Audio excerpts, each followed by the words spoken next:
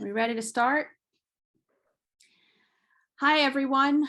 My name is Elizabeth. I'm a bookseller at Belmont Books. For those of you unfamiliar with us, we are an independent, locally owned bookstore in Belmont, Massachusetts, in the Boston area. I just want to thank you all for coming and joining us tonight.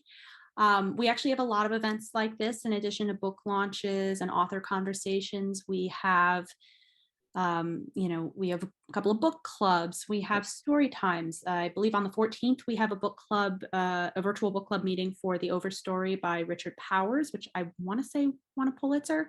Later in the month, we have a story time for Women's History Month. If either of those events interest you, or you're curious what other events we might have, you can register online on our website for those. I will provide a link in the chat in a bit. On our website, you can also purchase tonight's book, I Am My Beloveds, and I highly recommend that you do. It is fantastic. Before we begin, I'd like to mention, as far as questions go, please type them in the Q&A box down at the bottom. We will try to answer as many as we can, but we will answer them towards the end of the event, starting around 7:45, going until about 8 o'clock or so.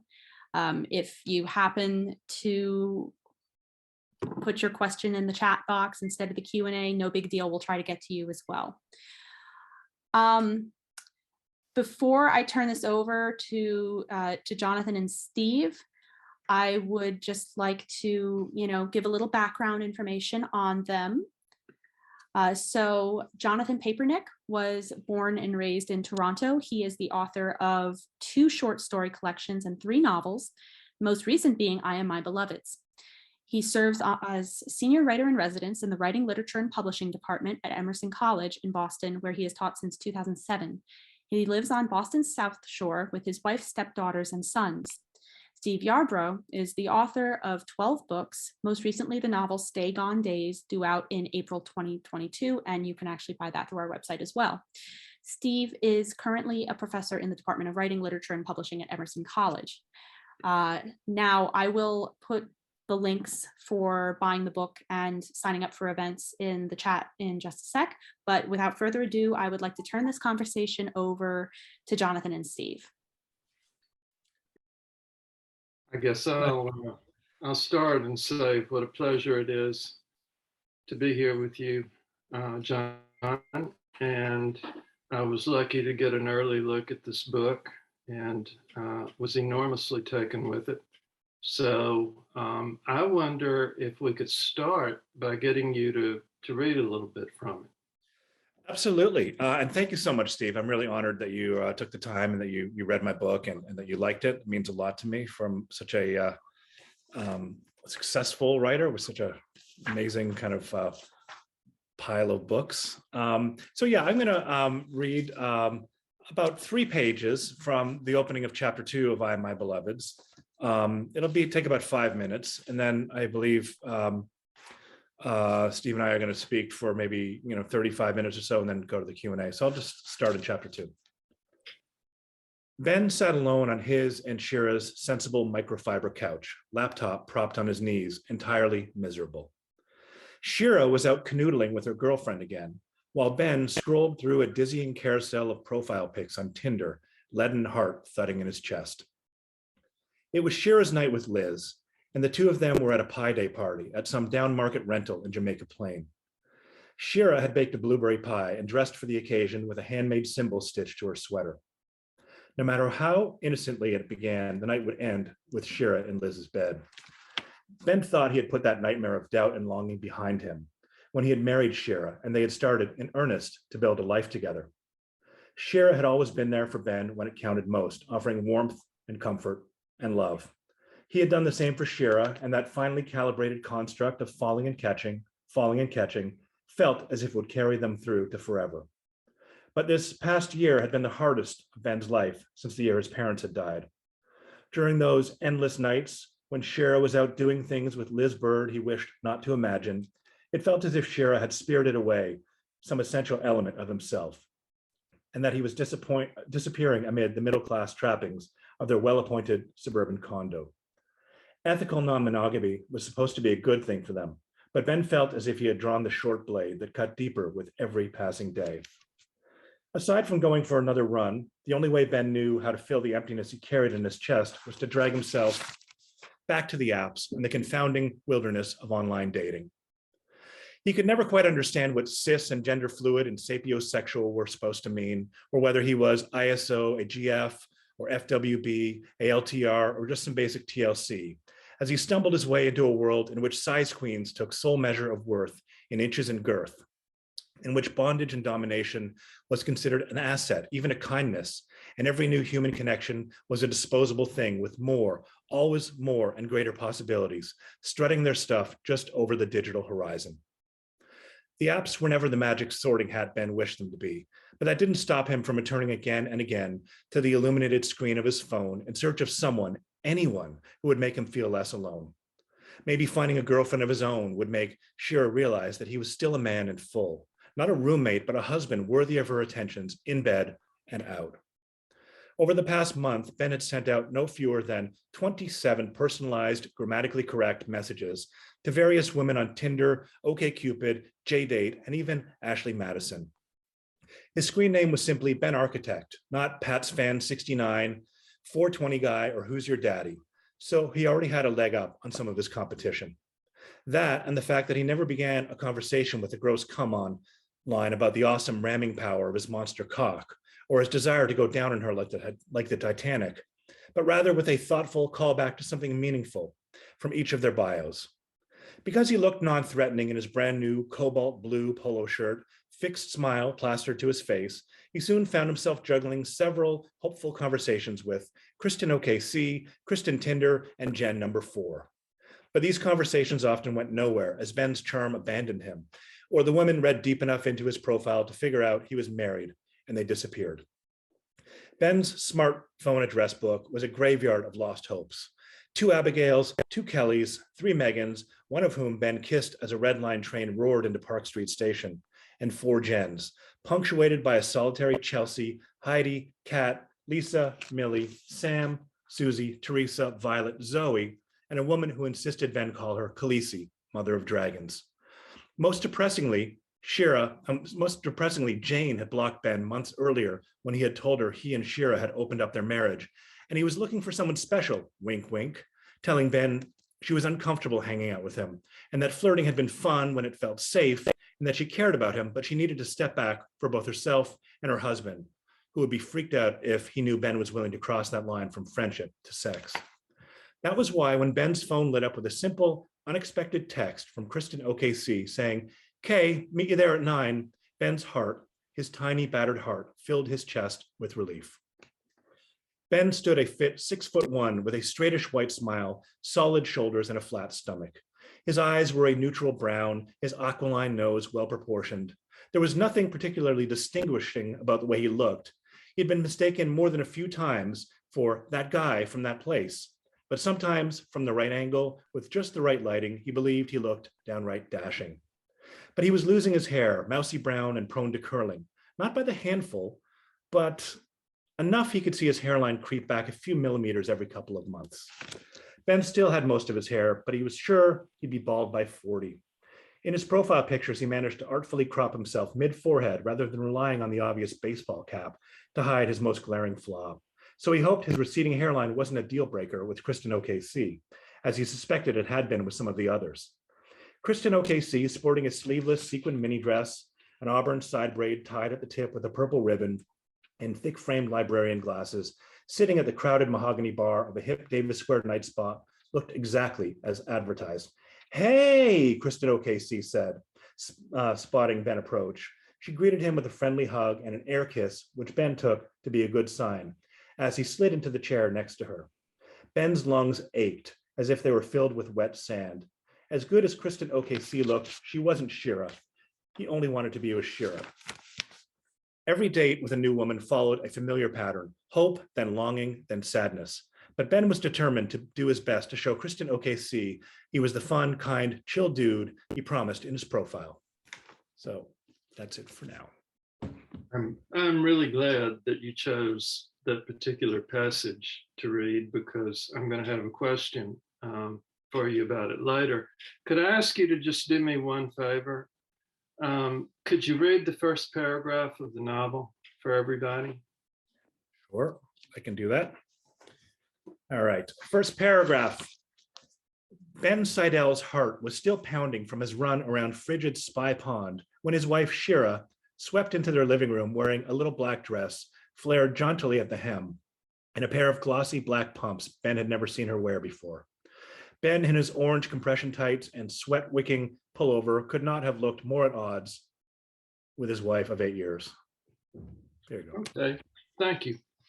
So the reason I ask you to read that paragraph is that, you and I both teach creative writing students, fiction writing students specifically.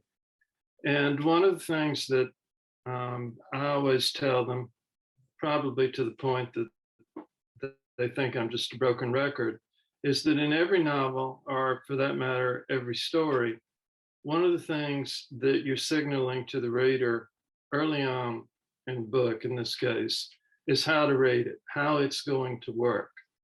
And what interests me specifically about that paragraph is how we move from Ben's own mind, what he's seeing, just pulling back a little bit and looking at Ben and having the narrator make a judgment about it. And this is a technique that pretty much gets used all the way through the novel to one degree or another. We never lose sight of him. We're allowed to look at him, for instance, a lot more than I probably would be able to get a reader to do in one of my books. So I'm sure that you must have been aware of that. And I'm curious why you wanted us to maintain at various times enough distance to look at him from the outside. Well, I do generally prefer to write in a close third person, first of all, just to kind of give that experience of being in the head, to have the experiences, so we can have his thoughts and have his feelings. And I thought for something like this, it was important, but I also felt to have a little bit of slight outside perspective on this because I don't think he would be able to have the necessary perspective on it. And, there was, I guess, a subtle framing or editorial commentary in that kind of outside kind of perspective there. Because Ben is not me, but I wanted to kind of present this character where we have all of his experiences, but also kind of frame it a little bit with my own authorial framing to kind of say, here's a little bit about what I think of him. And so what I'm also curious about is when you wrote the opening paragraph, were you aware that you were doing it for that particular reason, or did it just go that way and did you just decide to run with it then? Well, I'll let you in on a little secret, but just you. The first chapter was the second last chapter I wrote, or perhaps the last chapter. I wrote the whole book and then I got to the end and didn't write the last chapter. And then I was like, I don't know what I'm going to do here. And then I had a few people read it, and one of them is the great writer Caroline Levitt, who I believe is watching. And after talking to her, she suggested that I start a little bit earlier. And so when I went back and did that, I kind of came up with that. So the character, the whole kind of perspective and point of view thing had already been established at that point. But I wrote that first chapter in about an hour because I'd been living in this book for so long that, I don't know if you feel this when you write, but chapters go much faster when you get to the end. I could spend months writing the first chapter. I sit down to write, but when you get to the end, they come out with very few changes. So I was already well established into this book and this voice when I got to that point. Yeah, I did tend to find myself speeding up at the end. What I do, and I'm curious if you do this at the beginning of a book, is I consciously force myself to move very slowly because I don't yet know exactly how the book is working. And it takes me a while to figure it out. And I'm reluctant to get myself into too much trouble that I then have to go back and redo. Do you move slowly in the No, I actually don't. I mean, it takes me a long time for my books to come out because I end up taking months-long breaks when I'm like either stuck on the plot or I've lost my confidence. But no, I move pretty quickly actually, and I make mistakes, and it comes out not as good. I mean, when you read the book, it feels like this is the way it's meant to be and the way it always was. But this went through a number of drafts. So the original opening line was really in medias res. I mean, he was already in the relationship with his girlfriend at that time, and they'd already had a fight, and he's showing up at her house and she's dressed in lingerie, and that was like the first page of the story, which is the wrong place to start. So I just kind of let my confidence and energy take me and make all those mistakes, knowing that you can revise it later. So I actually try and lay down as many pages as I can, as quickly as I can. So I've got a reality, something to work off of, I guess. The novelist Richard Bausch, once sent me an email. I think I was writing, and I just stopped for a minute to check my email, and he asked me a question that at first I thought was just bizarre. And then when I posed it to myself, I was surprised at the answer. It just said, "Hey, Steve, when you're 6 or 8 months away from a book, do you remember any of the choices you made when you were writing it?" And I thought for a second, and the answer was no, I don't remember. And I'm curious if you do. I do. I think they're one of the few things I remember. I mean, I just watched Squid Game last week after having watched it 3 months earlier and forgotten all of it. So, but I think I do remember a lot of the choices here because I kind of agonize over it. I mean, if you were to ask any section of the book, I'd probably be able to kind of let you know what my thinking was. I don't know if that'll be the case a year from now or 5 years from now, but I know for years after my first book was written, I could have told you what I was thinking for every sentence. Because I had a lot of different sources pulling together, and I was able to do that for years. So yeah, it's just when you're in that project, you kind of merge with it. But generally speaking, I don't remember anything else in my life. Okay. Well, you mentioned Caroline Leavitt, and one of the things, and she wrote an extraordinary blurb for your book, just really, really appreciative. One of the things that I noticed was that I think three of the authors who commented very favorably on the book were women writers, and this is a book that deals very frankly with sex, and our main character is of course a guy, and there are times when it's easy to love him, and there are times when it's not so easy to love him. And it just felt to me like you were venturing into territory that I suspect a lot of male writers would be scared to go into today, given how fraught the times are when it comes to sexual relations. Were you scared when you did it?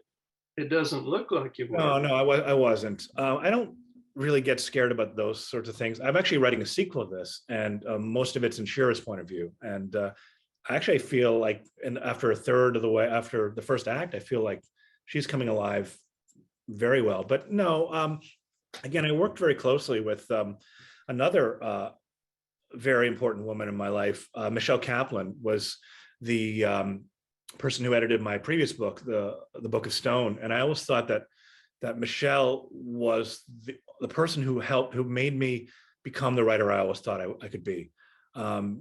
Because the Book of Stone was actually a rewrite of a previous book I'd written called Who by Fire, Who by Blood. In retrospect, was an unfinished book. So, I hired her as a developmental editor to work with me on this. And we were in very close touch with this. And, I generally think I do get along better with women, and I'm able to have some kind of insight into many of the pitfalls that men fall into. But, working closely with both Michelle and Caroline, and then having those other women read it who I'm also quite close friends with, I felt that just 3 or 4 really smart women have vouched for it, that it's okay. I didn't doubt it, but it was always nice to be confirmed that that's the case. Right. I sometimes tell people that I have 2.5 close male friends. The others are all women as well.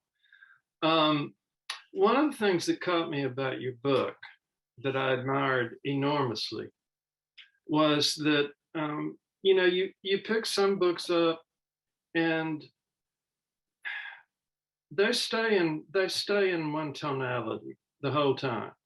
It's grim or it's wildly funny, and you're able in the same novel to move through different registers and through various tonalities. There are moments here that are deeply painful. There are also moments that are wildly funny, and there's everything in between. And um, again, I just wonder if you're aware that you're going to do that when you go into the book, or is it a matter of just feeling what the moment really seems to call for? Yeah, I think I'm aware of it. I mean, I know that we all contain multitudes, and I am aware that my previous book, and I was aware the entire painful time I was writing the Book of Stone, and the earlier version, Who by Fire, Who by Blood, was that there was not a second of humor in that book. I remember years ago speaking to the writer Steve Almond, and he said, you're a really funny guy. Why don't you put some humor into your writing? And I was like, yeah, I should do that. This is the first book I've ever written in which nobody dies. I mean, all my other books literally have suicide bombings in them, every one. So yeah, I was aware of that. A lot of this was filtering through my own personal kind of feelings. I mean, I could be very up at one point in the day and think my life is over, and later on in the day, everything could feel great. And in that way, I think Ben was psychologically based on me a little bit. Okay. This is one of the most cinematic novels I've read in a long time. And of course, that's really after my heart. And, I found a lot of writers, they appear to be terrified of writing dialogue, which always puzzles me because it's the thing that I gravitate to most easily.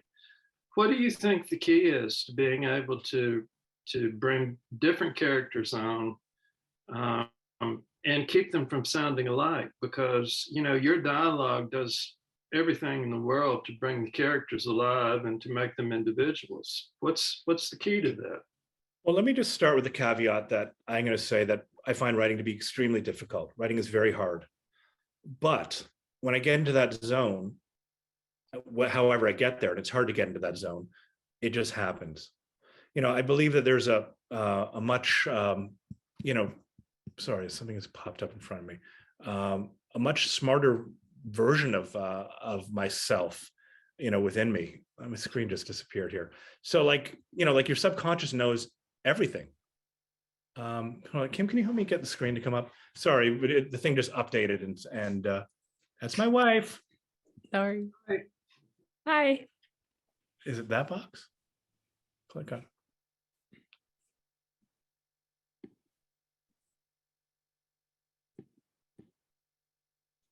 I don't know what's Oh, I have going the on. next one. It's going to have to be the next one. Oh, drag it. You need to drag it. This is a brand new computer. Decided to update right in the middle of everything here. So, all right, that's going to have to be good enough for that size. So yeah, I mean, I think there's a much wiser person, hiding within me. I've always felt that. So the subconscious kind of does a lot of work. And I've always kind of, I believe I've had a pretty good ear for dialogue, but I don't know. It just kind of, if you're able to get into that mode, whether it's a state of a deep meditative state or what have you, the voices start talking to you. You have a dozen voices in your head. Right. That's what happens. Have you read that new George Saunders book on the Russian short story? I have not. Well, one of the things Saunders says is that when things are working well, the story or the novel, in this case, is smarter than the writer. And I've been teaching that book, and we had a conversation about it the other night. And it seems to me to be the absolute truth. I can think of moments where I literally don't know where something came from, and it feels like the tale I'm telling just is wise in a way that I'm not. And certainly you seem to know all of the characters in this book inside out. And I think the dialogue is one of the ways that we get to know them. I'm trying to remember when you sent me or your publisher sent me the electronic galley. Was it during COVID or was it even before that? No, it was during COVID. I found the publisher during COVID, and yeah, it was everything. I finished it during COVID, found the publisher during COVID, and yeah, it was during that period. How long did it take you to write it, start to finish? Well, I started in the summer of 2015, but again, sometimes I would go 6 months without touching it, especially during the semester. I find it immensely difficult to get into that headspace when I'm teaching. Like I haven't written a word this semester either. And it went through, I guess, maybe 5 drafts.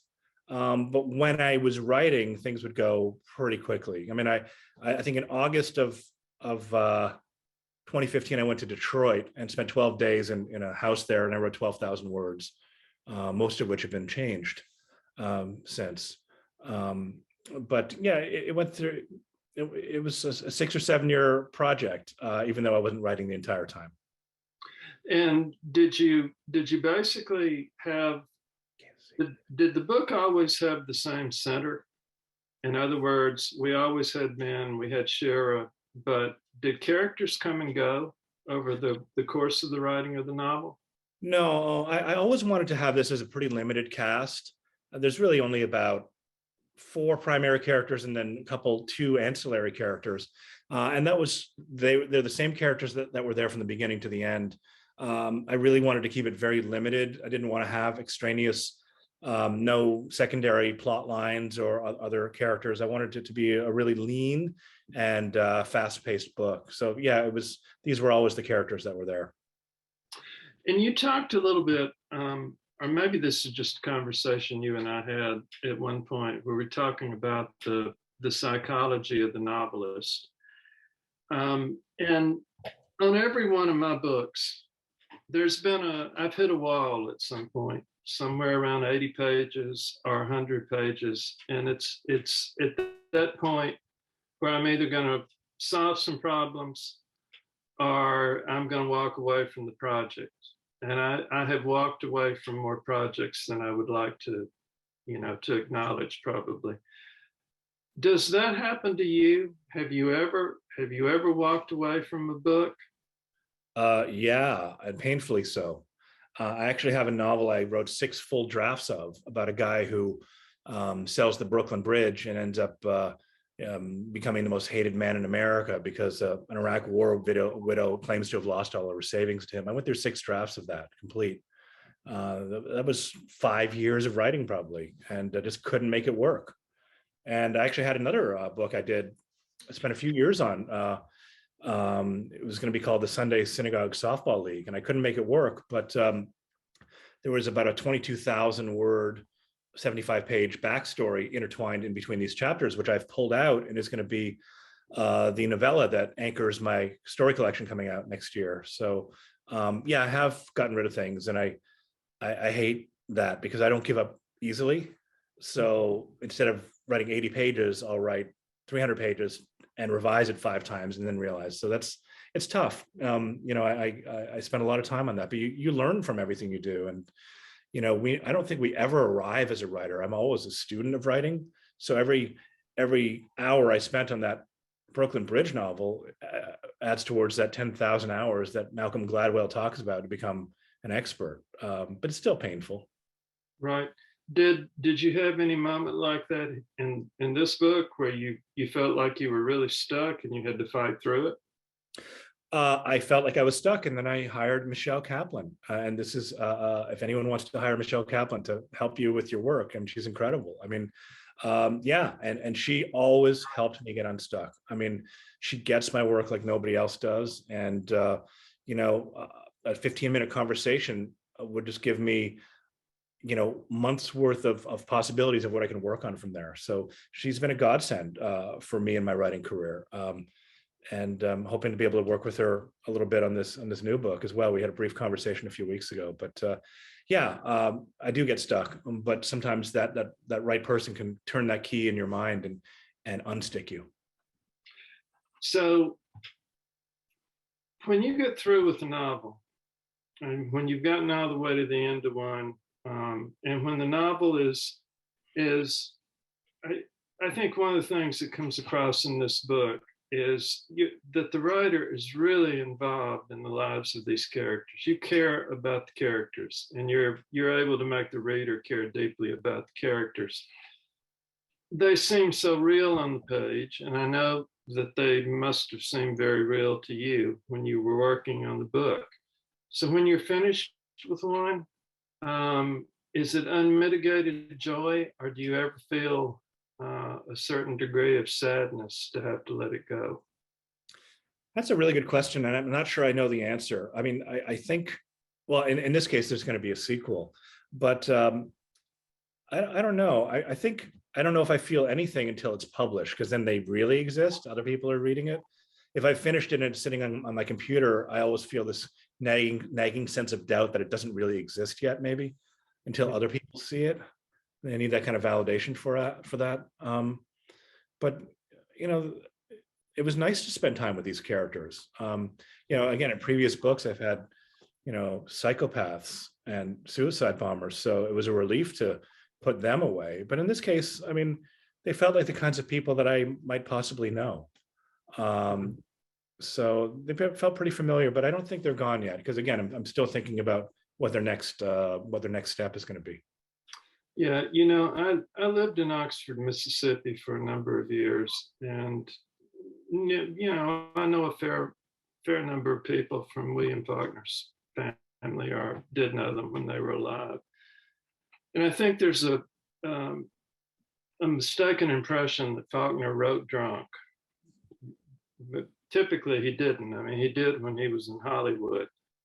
But one of the common aspects of all of those terrible binges that Faulkner went on was that they tended to happen after he finished a book and before he started another book.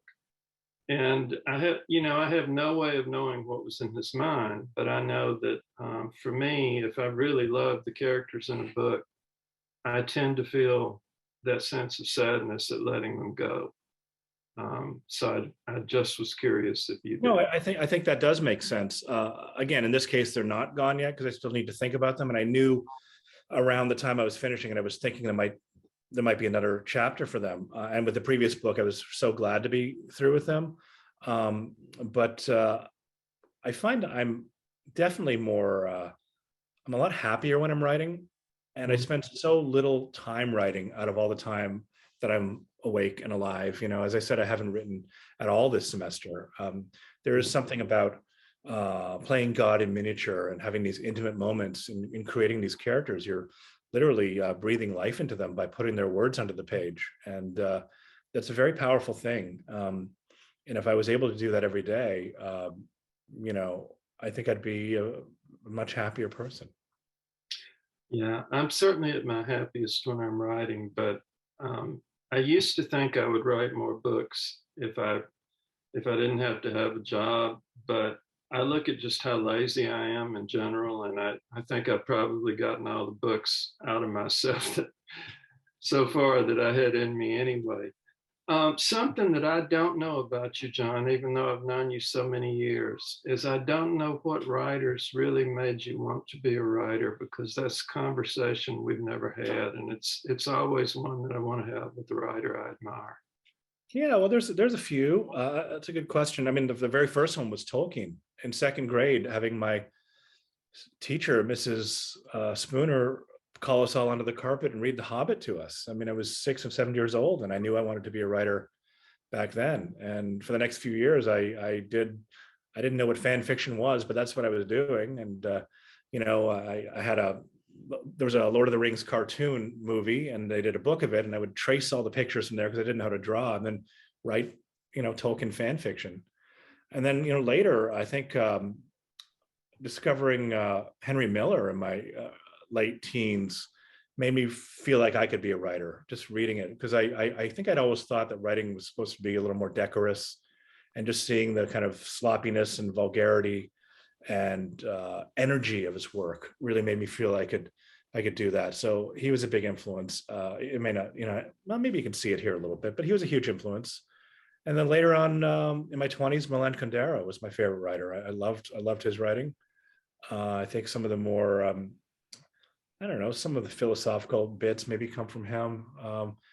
But I love Philip Roth as well, or I did. I mean, I've tried to go back and reread him. It's not the same. But it started off as Tolkien. It's amazing that I've never written high fantasy before, because that was what started the whole thing. Right. Again, you and I spend a lot of time with young writers who who would love to be where you are right now, doing an event for a newly published novel. Yet I know that probably, like most of us, you've had some setbacks along the way as a writer. It hasn't always been easy. What has kept you going through those tough times? Well, there have been a lot of setbacks, and there's been a lot of pain and a lot of self-doubt. And there's been a lot of times. I recently showed my 15-year-old son the movie Amadeus, which is one of my favorite movies. Yeah. And there's a scene where Salieri, who is Mozart's kind of nemesis, is kneeling down before a cross, and he's looking at the cross, and he says, how could you have given me the desire but not the talent? And I think that's the way you feel sometimes when you're not getting the attention or the recognition.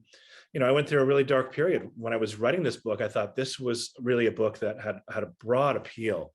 And I understood why maybe my previous books didn't have such a wide readership, because of the some of the violence in it, some of the complex aspects of Judaism and Israel. And I think a lot of people might have felt they needed to be an expert to read it. So the Judaism that I have in this novel is a much more palatable or easier. There's no bar to be able to kind of read it.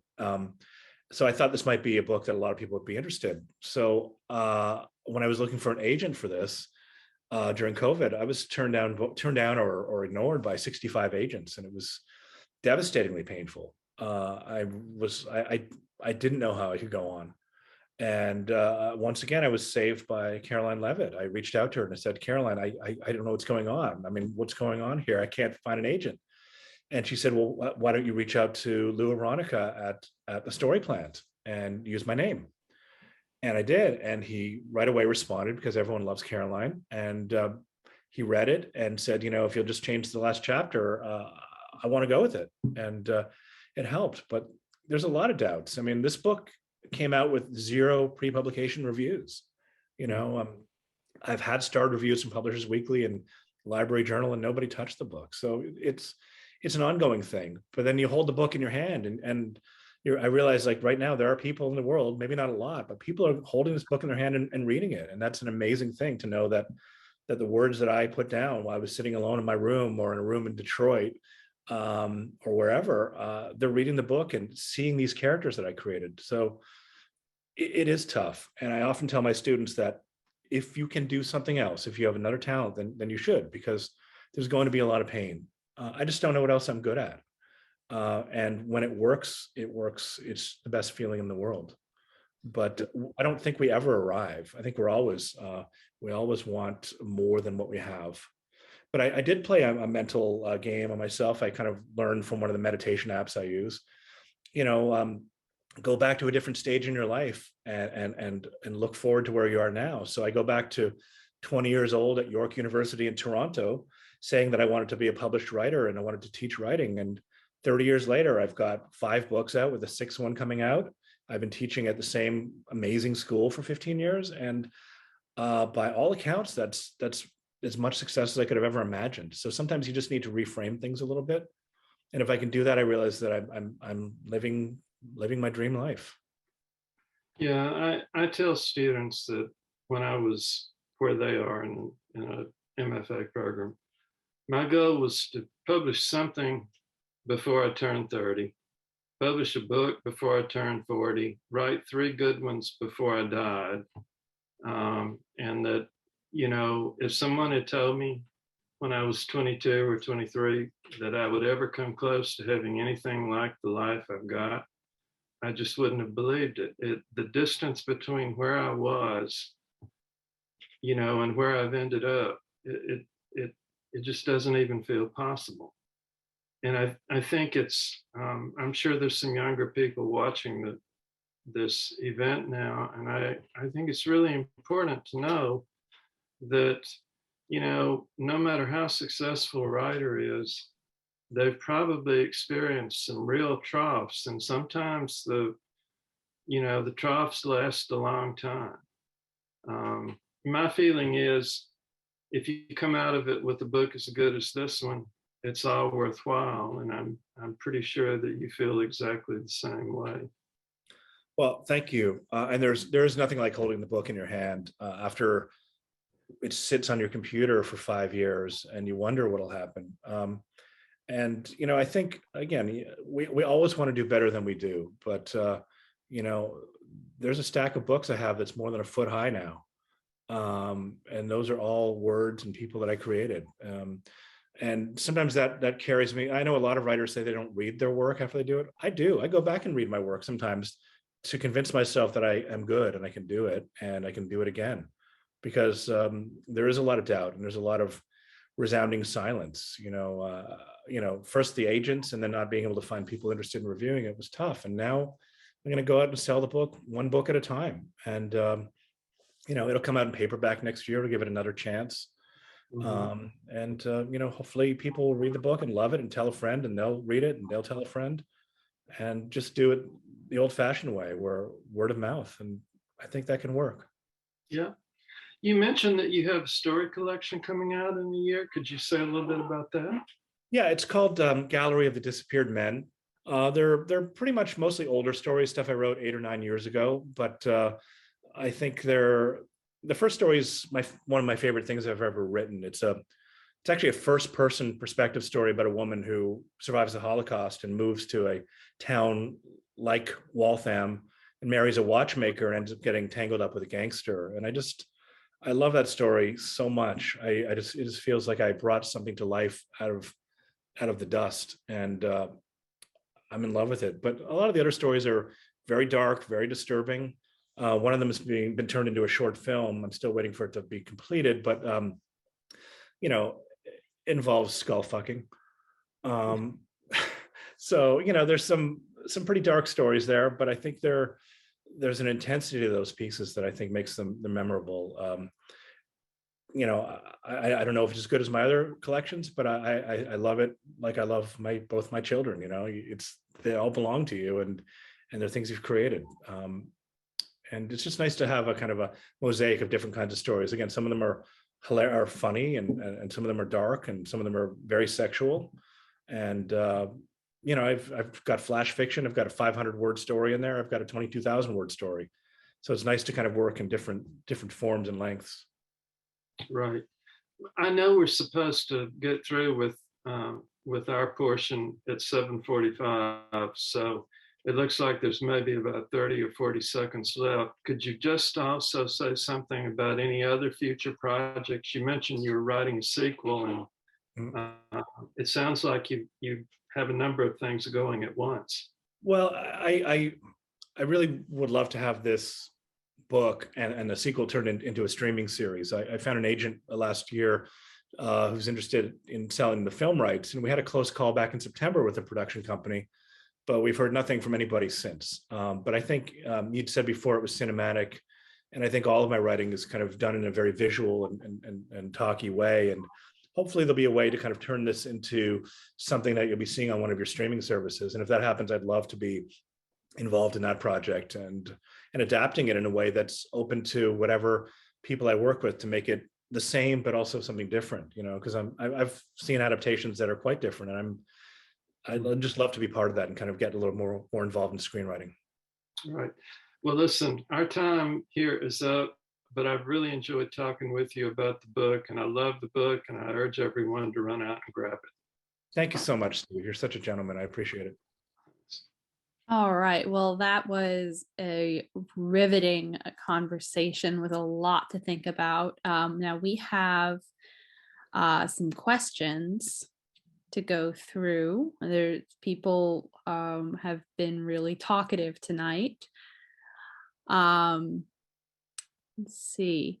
First one comes from Caroline. It says, your book is about a couple expanding their relationship into uncharted territory, which I loved. How do you personally feel about the state of relationships today? The state of relationships, all relationships.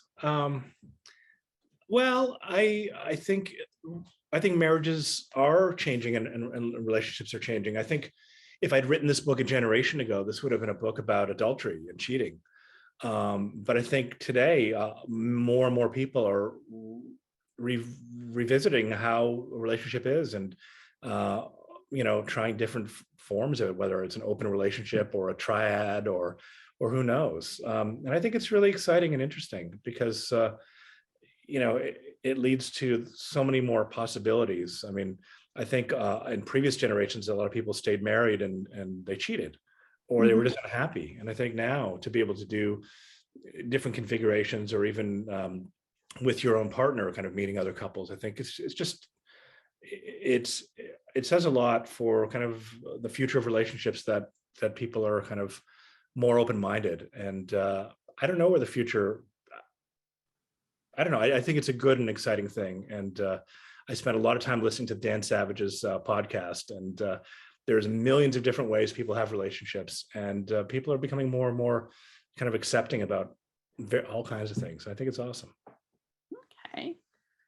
The next question is, it says, this comes from Scott. It says, hey, Jon, could you talk about the process of developing this story? Process of developing the story. I mean, I think I just started with the idea. I was like, actually, there is a process behind it. I had the basic idea about this couple in an open relationship, but there was an underpinning, a philosophical or psychological underpinning here. When I started writing it, I was really thinking about attachment theory and how Ben represented the anxious attachment style, which very much speaks to my own attachment style, something I hadn't really been aware of through the first 10 or so years of my marriage. I'd kind of forgotten about that during kind of a very secure period of my life. And, Shira, the wife, was supposed to represent a more secure attachment style, whereas Ben's love interest, Pamela, was more of an avoidant style. So a lot of this was actually an exploration of attachment theory. And I kind of followed these characters through. Anything that's too theoretical is not interesting. So you put a sense of desire there, and then desire that is, not satisfied, and you have conflict. So it really kind of came out of that. I think that's basically the short answer. Otherwise, I'd have to go on for like 6 hours. Okay. Well, and then Allison asks, I'd love to hear about your process writing this novel and how the process may have changed due to the pandemic. What did you do differently? It was mostly written by the pandemic. It was almost done by then. But process-wise, I mean, again, I sometimes go in with a game plan. Here's what I want to do today, and sometimes I don't. But I always write it by hand. Always.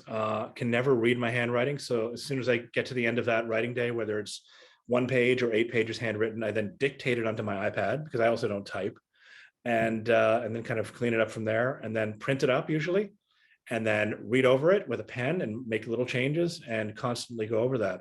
By the time I got to 100 pages of the novel, I'd probably gone through those first 100 pages 50 or 60 times. I mean, the first number of chapters I went through countless times.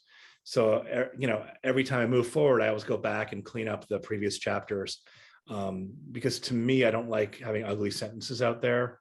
So I'm always cleaning up my sentences, even if I end up throwing out the whole chapter later on. It's just my process. So, handwriting, dictating, and then printing and going over it and making changes, and then repeating it day after day. So again, the early chapters have been through so many sets of pass-throughs by the time I get to the end that I'm pretty sure that's the way it's supposed to be. Okay, great. Then Caroline asks again, she says, I always want to know if writers feel that they learn things from writing one novel that they can then apply to a subsequent novel. Was it that way for you? And she also said it never is for me, alas. Well, yeah. What applies is that I know I can do it. and that the mess you're making right now will make sense. It's so writing is an act of faith. So I've learned after having written 3 novels now that no matter how dark it seems, that there is a way out of it, and you can kind of find ways to make sense of it. So yeah, I think that act of faith is justified when you get to the end of it. But otherwise, I don't know. It's an act of curiosity writing a book, and I write because I want to know what happens. I never plan ahead, so I don't know what's going to happen. I write because I want to know what happens. But mostly, what I learn is that I can do it, and I can do it again. Okay. Then Sean asks, despite what you have said, when asked about the reflective nature of your real life and relationship with your father in your past novels, how much of this story would you say is contingent upon your personal experience / journey?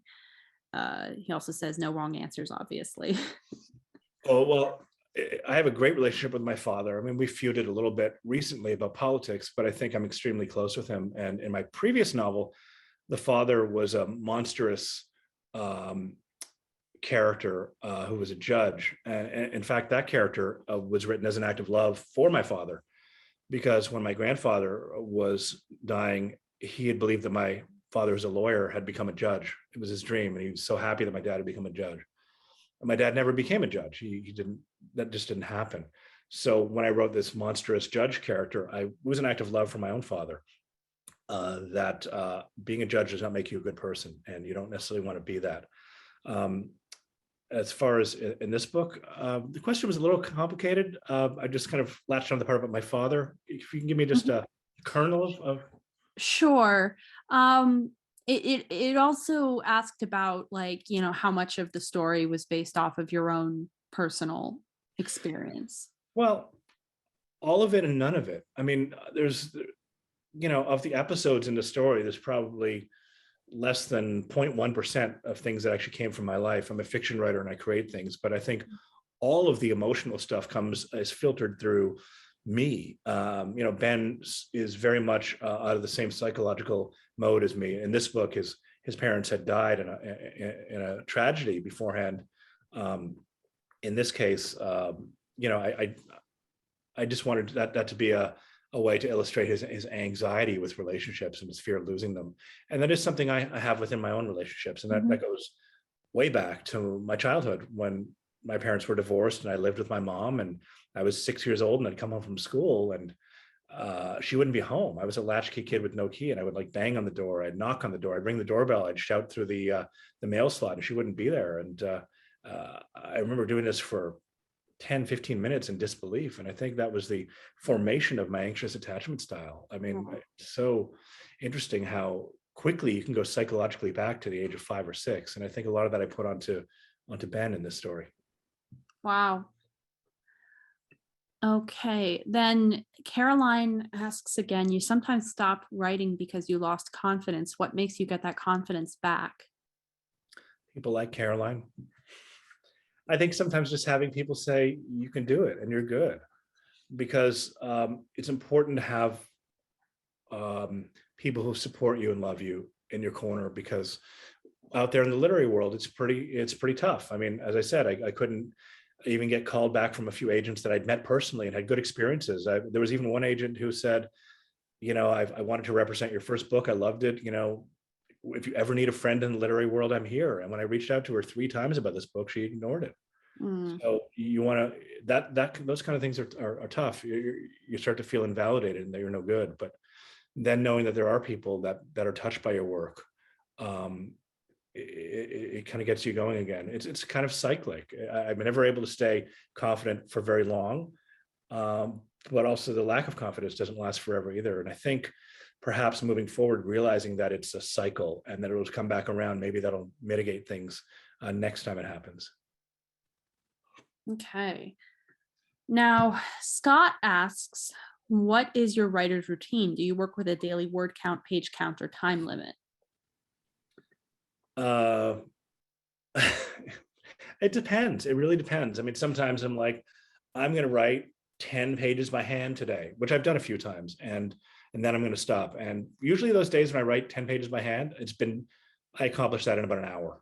It's like, as I said, When it's happening, it's happening. And when it's not, it's not.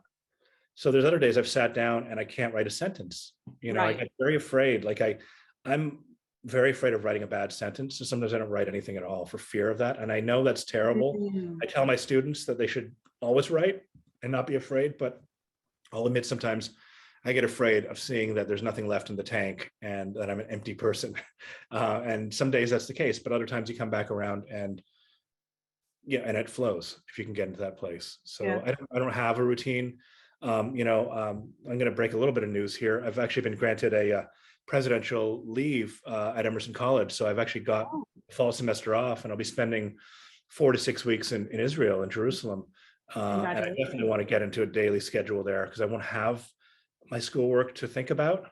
Mhm. So I might get up and say, I'm not leaving the house to explore Jerusalem until I've done 2,000 words or something like that. I'm definitely I have put those things into play before, and I will definitely do it when I'm away for sure. But, I'm going to have a whole semester and I'd like to finish this sequel novel during that period. Right. And what you said earlier, it's hard for you to write during the semester, but I imagine that, going to a place like Jerusalem, will, also lead to some inspiration. Yeah, it's my favorite place in the world. And I just love to be there. And I've already reached out to my publisher and said, if I need you to put the fear of God into me, will you do that? He said, well, I won't do that, but if you want to send me some chapters every couple of weeks. So, once I kind of get through this semester, I could say, Lou, I'm going to get you a chapter in 2 weeks. And if I'm not, then you can get mad at me or something like that. So I think knowing somebody's waiting helps. And I haven't written under contract before. I have a 3-book contract here. Previously, everything was 1 book at a time. So that is a nice thing to have here. And I do want to kind of have the mind space to get back into it after the semester. I'm going to take advantage of the possibility of having people be mean to me if I don't write. Okay. Now, Allison asks, you work with writers also, right? What do you specialize in with your clients? What do I specialize in? Well, fiction. I mean, anyone who sends me their fiction. I mean, I deal with a lot of the big picture issues, structural issues. But lately, I've been more and more interested also in language and things right down to the sentence level. I'm reading a book right now, or listening to an audiobook of a pretty successful novel. I'm not going to say what it is, but I'm amazed how many of their sentences wouldn't pass muster in my class. I mean, there's all kinds of filter words. Like the character's always, I feel, I saw, I heard. It's like, just see it, feel it, hear it. It's kind of driving me mad. So I work with, make sure that everyone kind of gets their sentences clean, make sure the logic is there. But I work very closely with my writers, especially more closely with my clients than my students, because with the students we end up workshopping and we have 15 voices there. With my clients, there's no one after me and they're paying me, so I make sure that every sentence is exactly the way they're going to want it to be when they send it out there in the world. Okay. Now, Corbett asked something that I also want to know, which is about baseball? No, not about Well, baseball. No, he asked if the Brooklyn Bridge novel could be explored at a later date. Well, it's funny. I did reach out to my publisher a few weeks ago and I said, I don't know, maybe there's something I can salvage there. I think a lot of it doesn't work. It's pre-social media, but who knows? Maybe 6 months of adapting it. And again, maybe if I got it into Caroline's hands or Michelle Kaplan looked at it, maybe there is a way to do it, because there's a lot I like about it. I think it's a very funny novel. And in the later drafts, the character has these hallucinations that I thought were quite interesting as well. So I would want to explore it, but I think I may pull it out again. It's quite long, but if there's 100 pages that are usable in there, that's a pretty good start. So maybe. Yeah, it's a great premise. Caitlin asks, perhaps because I've listened to the Spotify playlist for this book, I would love to hear about how you see music affecting your writing and or character building during the drafting process. I think it comes and goes. I mean, I don't generally listen to music when I write. I find it hard to do so. But I love music. If I had the slightest bit of talent, I would be involved in music in my life. And Caitlin, I updated the playlist again. I think it's finally complete, but there is a Spotify playlist for this. If anybody wants to find the accompanying playlist, if you just go on Spotify and type in I Am My Beloved's or a novel playlist, it should be there. But so maybe a third of the songs actually appear in the book. They're either mentioned or they're playing in the background. And then the other 2/3 are things that kind of capture the mood of what's happening there. But I do think, as someone who has no musical talent, that my sentences are very rhythmic, and they're music in their own right. And I really do kind of pay attention to the beats and the syllables and things like that. So for someone, again, who can't play an instrument, I think there's a fair amount of music just in the sentences here. I wouldn't say they're ordinary sentences. There's a music to them, and all good writing, I think, should have music to it. Mm-hmm. River asks, how difficult was it to revise the last chapter? Were the changes radical? Do you feel they ultimately made the book better? And did you feel that way when the changes were proposed? They weren't to change, aren't they? They were not radical, the changes at the end. And again, as I said before, I probably went over the first 100 pages 50 or 60 times. I'd written the final chapter one time, and I knew the ending was up in the air. It ends up, well, I'm not going to give it away, but no, it took me a day or two to fix it. It was just 3 or 4 pages that needed changing. And it just kind of changed the tone and gave it the right feel, where Ben didn't walk away feeling like he was the king of the castle and won everything. I wanted to show that he still had some pain after going through all of this experience, because everyone else was suffering too. But yeah, it was pretty minor, but I was open to it. But I remember the publisher was he's like, I hope if you're willing to make those changes, because I've heard stories about people who won't make such changes and they turn down a book contract. I was like, dude, I wrote this chapter one time. I'm totally willing to revisit it, and the ending is exactly the way it needs to be. So yeah, I wrote the last chapter basically 2 times to get it right. Okay. David asks, is humor difficult for you? What do you have to say about the different kinds of humor that we encounter in the book? I don't think humor is difficult for me. I think it's hard to write humor. As I said, there was none in my previous book. I think I've always seen myself as funnier than my wife sees me. But like I always thought of myself as a very funny person. People who don't know me probably would find that surprising, but people who do know me wouldn't. No, I didn't find it's not a matter of difficult. Like I think writing for me is either very hard or not. It's like, if I'm struggling, it's not happening. If I get in that zone, you turn on the faucet and it comes out, the subconscious speaks to you. So I don't think humor or dialogue or description or drama, I don't think anything is more difficult than anything else once I get into that place. And again, it's like meditation is for some people, which I find immensely difficult. But when I'm writing, I guess that's my own form of meditation. So you're tapping into a subconscious that's full of everything you've ever experienced. So again, I don't think anything is any harder than the other once I'm able to get to that place. Mm-hmm. River asked, Jon, how difficult was it to revise the last? Oh, okay, that's been answered. All right. Okay, Chandra Yi asks, do you chart out the storylines at the beginning, or do you follow a few key characters and some wider arcs? I follow desire. I always start with desire, which leads to conflict, and follow it. I never map it out ahead of time. And that's why, I end up having to go back and rewrite sometimes. But you just follow one. This book is basically, I wanted it to be a breathless novel where there are no boring parts. Mm-hmm. So I move from one conflict to the next. And you can do that. I think it was Bernard Malamud who said, writing a novel is a lot like, driving a car on a dark highway with the headlights on. You can only see 20 feet ahead of you, but you can make the entire journey that way. And I think that's kind of my sense until I get to a certain point. Maybe when you hit a critical mass, I don't know, it's 50 pages or 100 pages, other chapters start to reveal themselves down the road. You start to realize like, oh, later on, I'm going to need to do that. So I'll put maybe a 1-sentence note saying there's going to be a chapter about this, but I rarely, if ever, no, I never write out of order, which I should do. But I'll just put a note there that this is going to come up later, and I kind of keep it that way. But no, I don't really plan it. I guess if there's that, I'm more of a seat of the pants person, but I follow the conflict wherever it leads. Okay. Now Paul asks, how many games will the Blue Jays win this season? Just kidding. Are you learning new things about Ben by writing from Shira's perspective for the sequel? 94, and it's interesting. I don't know. I don't think so. Right now, Shira is so alive here. I mean, I think she's more alive than Ben is in that book, but I'm not sure I'm feeling Ben right now. And I need to figure out a way. And I've put the offer out there to a few of my friends that after they read this novel, "I, My Beloved," is if they want to look at the first act and we can kind of brainstorm together, that's out there. So I don't know. I'm having a little trouble tapping into Ben right now because it's so much Shira's story. And part of me wants to write the entire book in her perspective, but there are a few things I need to switch from. But I'm loving being in Shira's perspective, and I'm learning a lot more about her. And she's what a great place to be, you know, in a different person. So, but not so much about Ben at this stage. Okay. Fatine asks, how many book tours will you have and where?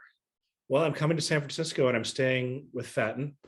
So in June, I'm going to be out there. I'm going to be speaking, reading at Charlie Jane Anders' series, Writers with Drinks, which sounds amazing, and at a JCC. And I don't know, I'm going to try and reach out to some other bookstores out there and see if anybody will have me. But I'll be there for a week and I want to do as much as I can. But I'll be reading at AWP in Philadelphia in a couple of weeks. I'm going to be doing something at the Providence Library.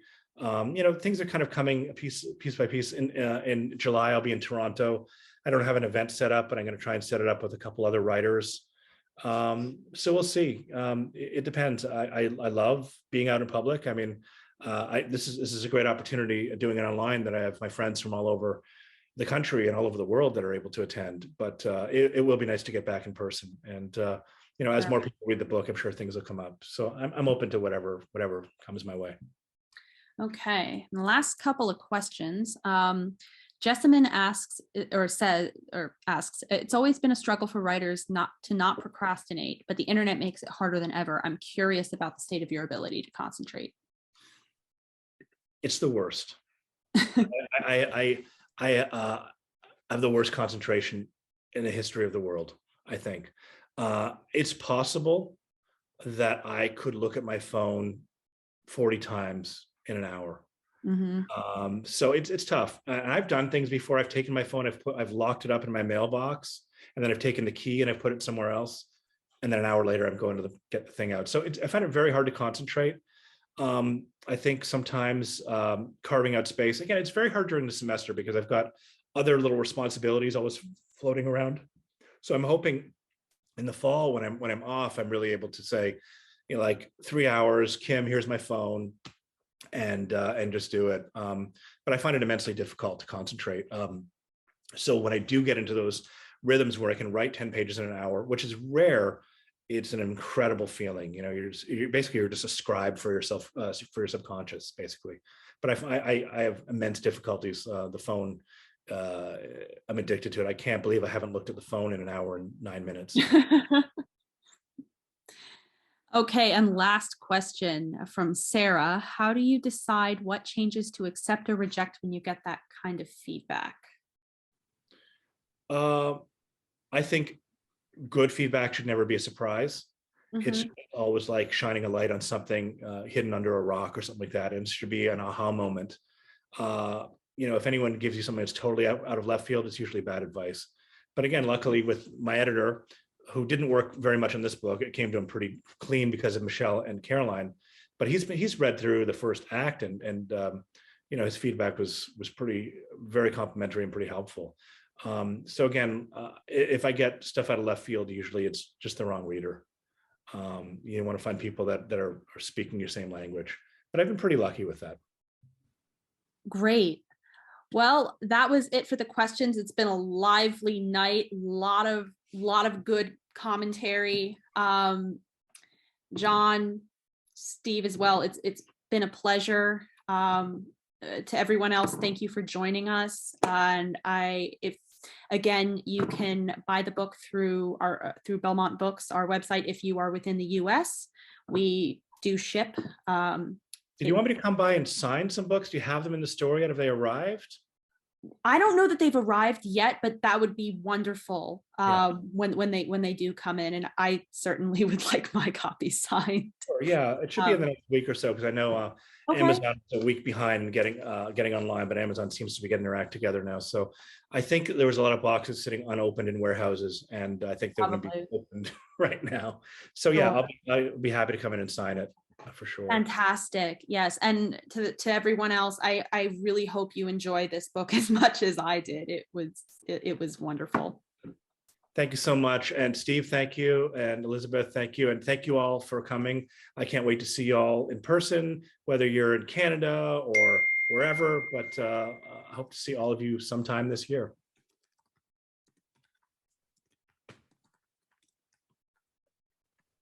All right. Do we know how many people were there at the end?